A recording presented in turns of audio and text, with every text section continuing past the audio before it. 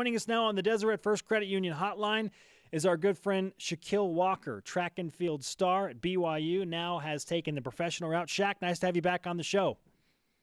It's good to be back. It seems like I was here just yesterday, so thanks for having me. You just set a world record in the Springfield 800. Okay, so tell us about the particulars of the race. What is this world record all about? Well, I mean, I don't want to, I guess I got to be honest. It's on the road, and a lot of people don't do road 800s. I feel like it's a pretty new concept. And I ran 140, I think it was 146, something like that, on the roads, which is a good time. I think the previous world record, just to show you that how little people do it, it was 151. And so it's typically running on roads a little slower in a race like that because you don't know quite where you are. You don't know how to pace it right. There's you're not on like a track with spikes on. You're just on a road with just running shoes on. And so to run 146, I was actually really happy with that. And it's not as cool as it sounds in terms of like a world record, but it was still a good time for me. Oh, we're gonna blow it up and make it sound awesome. Don't try and downplay it's a world record here. Record. I know. I should live it up because it'll probably get stolen next year. Well, so you said that this is kind of a new thing. What prompted you to want to run this type of race? Yeah. So it was. I mean, the prize money was nice, and so there were a lot of guys that were doing it that were good, and there was good prize money, and I felt really fit, and I felt sharp and ready to race. I expected to race 3 times this past weekend. Unfortunately, I only raced twice at the Olympic trials, and so I felt like I still had fresh legs, and so I went to that race, and it ended up paying off, so it was good. Because of the disappointment that happened at the Olympic trials, and we'll get into the specifics of that in just a minute, did that in a way prime you for this run and winning that prize money? Yeah. Oh yeah, for sure. It was a really up and down weekend. Like it was, it just went so different from the way I expected. But then at the same time, it had a somewhat better than horrible ending, like to win a race and to run a good time there. Let me know that I'm fit.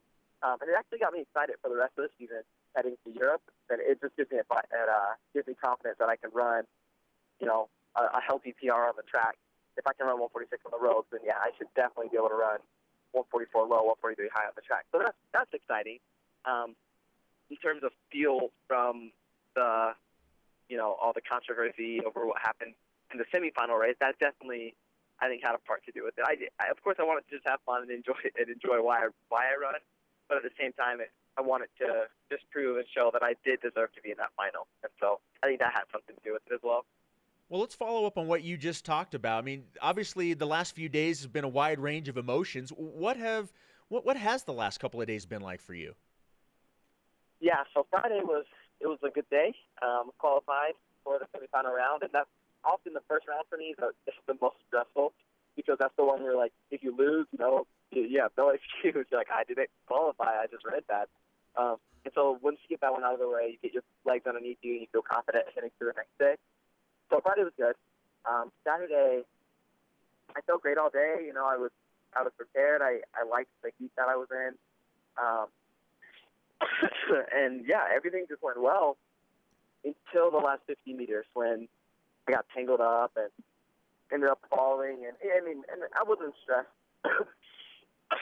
because I thought that we would be granted the protest. But not only were we not granted the protest, but the athlete who tripped me, he was granted the protest. So that was tough, and it was hard. And I felt like there were a lot of things that went wrong, a lot of policies that weren't followed by USATF, and it was just a mess, really. A lot of things that just fell out of place.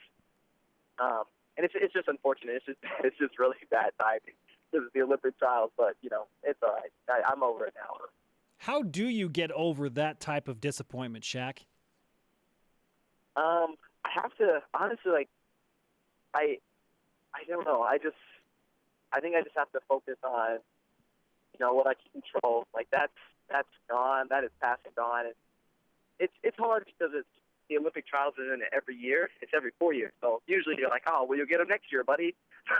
But this one is like, well, in 4 years you can try again. And so But I think as I focus on just like, okay, well, what can I do right now? Like, well, what I can do right now is go run 143 this season, this summer, and just, further prove to myself and to everyone watching that I deserve to be in that final, and that, I would have loved to have an opportunity to be in that final to make the Olympic team, especially after seeing what it took to make the Olympic team. That was heartbreaking.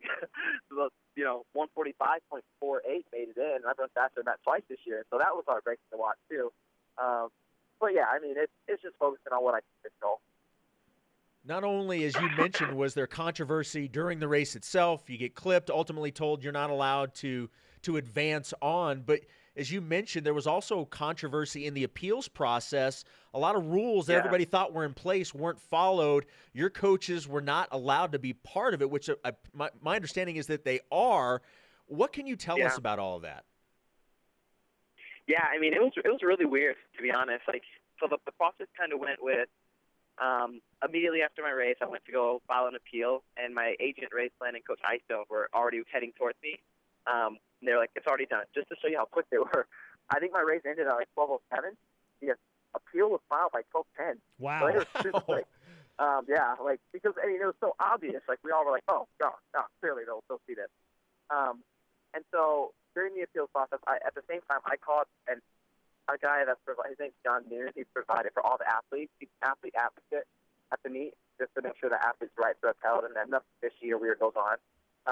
And when he went to go and get into the appeals process, they wouldn't let him in.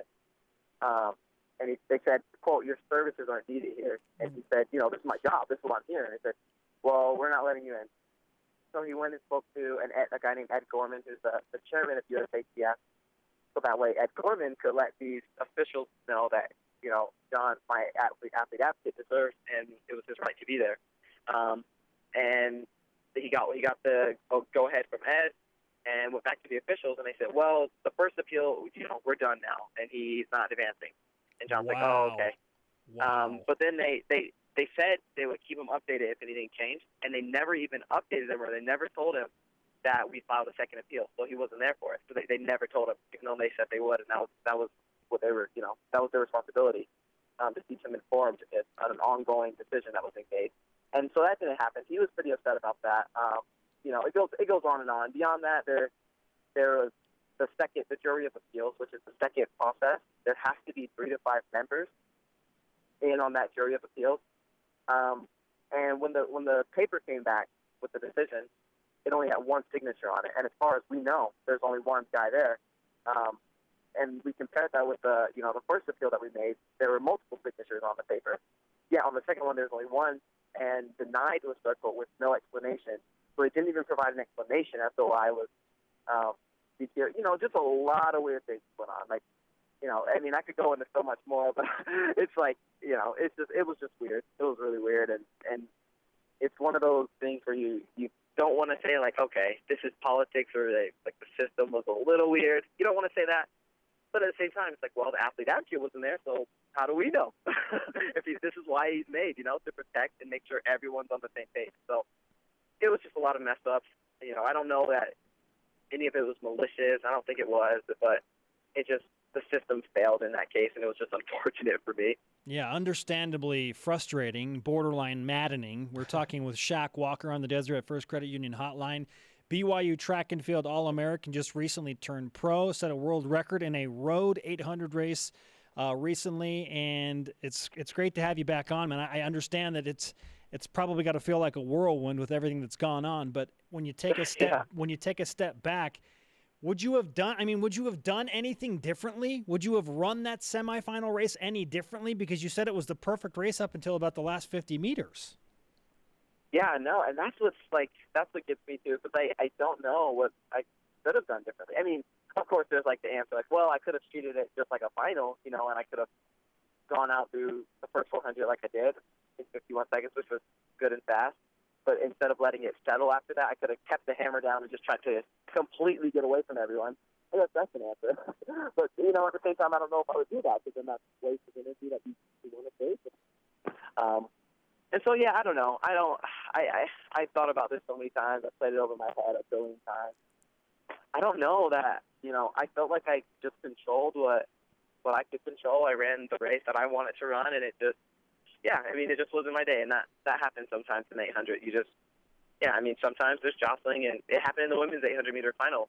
The girl that I think was going to win got stepped on with 100 meters to go and just fell. And, she's not going to Rio either. So everyone's heartbroken for her as well. I mean, this happens sometimes. It's just what made it sting a little bit more, I think, was that the runner behind me got advanced, and I did it. That's what made it sting more than anything. Well, you get clipped, and from the video that I have seen, and I've watched it a number of times, it looked like you were positioning yourself to make a run at winning the heat. Am I correct in that? Did you feel like you were going to win the heat?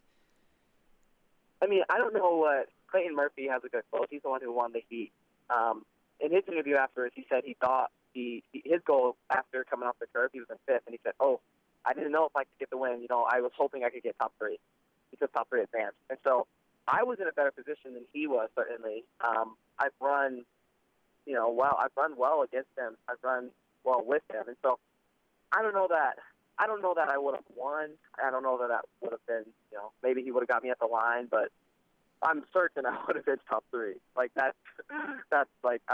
no doubt in my mind about that. Well, clearly you were able to turn the page. As we mentioned, you set the world record, and I know you may want to downplay it, but we're gonna talk this up. It's a world record in the Springfield 800. But where are you jet setting off to next? What's next for you? So I'm going to Europe. I'm leaving to Italy 4 days from today. And I have two races there. I have a race on the 13th, and then a few days after that. And then I'll head to Ireland for a race on the 22nd, and then I'll head to Sweden for a race on the 27th. And then I will stop racing, and I'll end my season, hang out with my wife in Europe until August 31st, and then we'll come back for a little bit before moving to Seattle. A well-deserved break in Europe to hang out with your wife on vacation, my friend. I think after everything you've been through, you deserve a little time in Europe, do you not?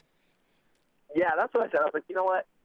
We're blessed. I can't be too upset. It's like every 4 years, but you know what? We're going to Europe, and I'm going to run fast this summer, and we've had a great season, and we're going to get to, go visit the mission all the people in our mission that we both served in England, and so we're blessed.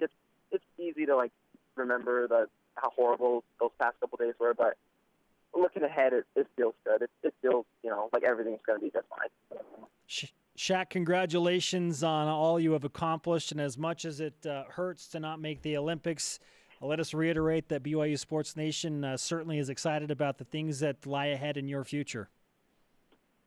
I appreciate it. Yeah, no, it feels good to have a wave of BYU people supporting me. It's amazing. It's pretty cool. It feels good. It's strengthening, to be honest. We'll keep doing our part, man. You keep doing yours. Deal. All right, Shaq, thanks for the time, man. Thanks, Shaq. Thanks, guys. Take care.